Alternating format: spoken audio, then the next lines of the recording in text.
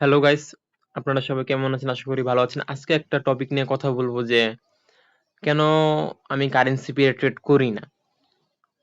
আর আমি কিন্তু বলতেছি না কারেন্সি পেয়ার খারাপ, কারেন্সি পেয়ার ট্রেড করে প্রফিট করা যায় না এমন কোনো কিছুই না।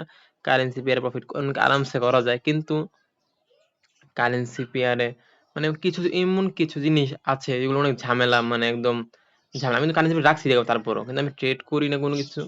মাঝে মধ্যে একটু দেখি। এখন কারেন্সি পেয়ার একটু মানে ঝামেলা টাইপের।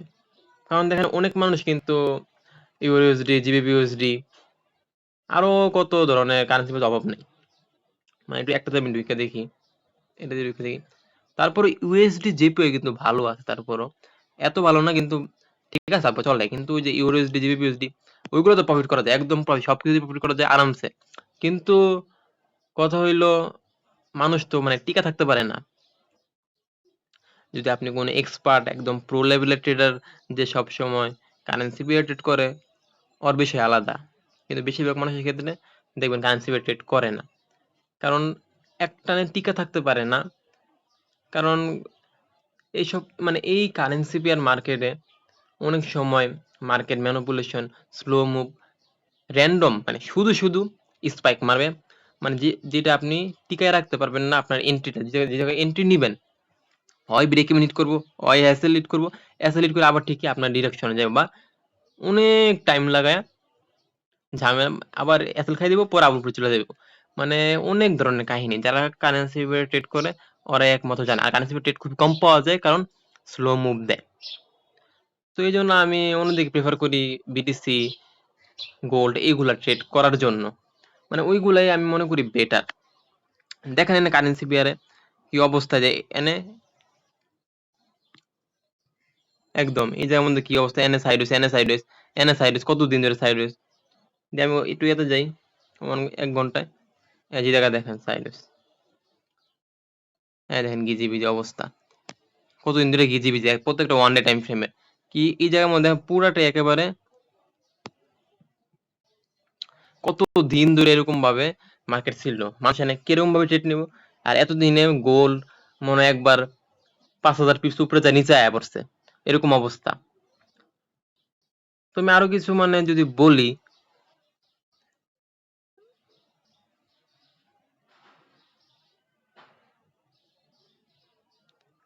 যদি আমি বলি যে গোল্ড বিটিসির সাথে তুলনা দেই, গোল্ড মার্কেটে প্রতিদিন অনেক মুভমেন্ট থাকে, এটা আমরা সবাই জানি।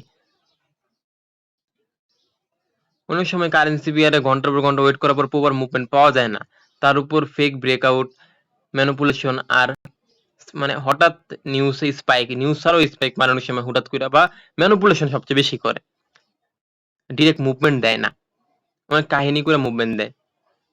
মনে করেন আপনি পারফেক্ট অ্যানালাইসিস করলেন, সবকিছু ঠিক ছিল, কিন্তু হঠাৎ মার্কেটে নিউজের কারণে উল্টো মুভ দিয়ে দিছে।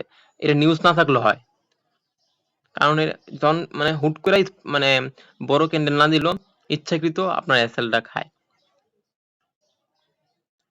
এখন যদি আমি এটার সাথে মনে করেন যে গোল্ড আর বিটিসির সাথে কম্পেয়ার করি, তাইলে মনে করেন যে প্রপার একটা সেশনে এন্ট্রি পেলে খুব সুন্দর মুভমেন্ট পাওয়া যায় গোল্ডের মধ্যে।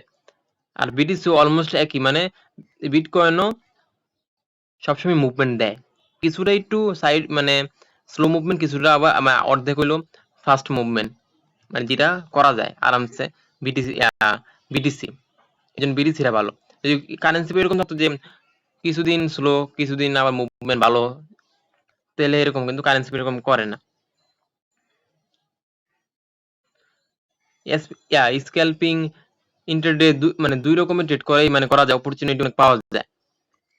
আরেকটা ইম্পর্টেন্ট বিষয় হলো, আপনি যদি মানে একসাথে ১০টা পেয়ার নিয়ে বসে থাকেন তাহলে কনফিউজড হয়ে যাবেন। কিন্তু যদি শুধু গোল্ড বা বিটিসি এর মতো ১-২টা মার্কেট মাস্টার করেন তাহলে মার্কেট বিহেভিয়ার অনেক দ্রুত বুঝতে পারবেন। আমি এটা বলছি না যে কারেন্সি পেয়ারে প্রফিট করা যায় না, অবশ্যই প্রফিট করা যায়। কিন্তু মার্কেট কন্ডিশন অনুযায়ী পার্সোনালি আমি গোল্ড আর বিটিসি বেশি প্রেফার করে থাকি। তো এটা আরকি যে এটার জন্য আমি বলব যে সবাইকে যে কারেন্সি পেয়ে কেউ ট্রেড করে থাকলে এগুলো ছাইড়া দেন। দিন শেষে আপনার ৬ মাস পরে হইলো এই গোল্ড বা বিটিসি আইতে হইব। এগুলো কত আগে অ্যানালাইসিস করে রাখছিলাম, এগুলো ট্রেড আর করাই হয় না। তো মানে মার্কেট মানে এরকম অবস্থা। তো এটাই ছিল ভিডিও যে প্রফিট কিন্তু করা যায় অবশ্যই। এই দেখেন আমার লেভেল মার্ক করা আছে, দেখি সুন্দর সুন্দর উপরে গেছে। এগুলো আগের আরো আগের মার্ক করা, ভালো মতো যায়।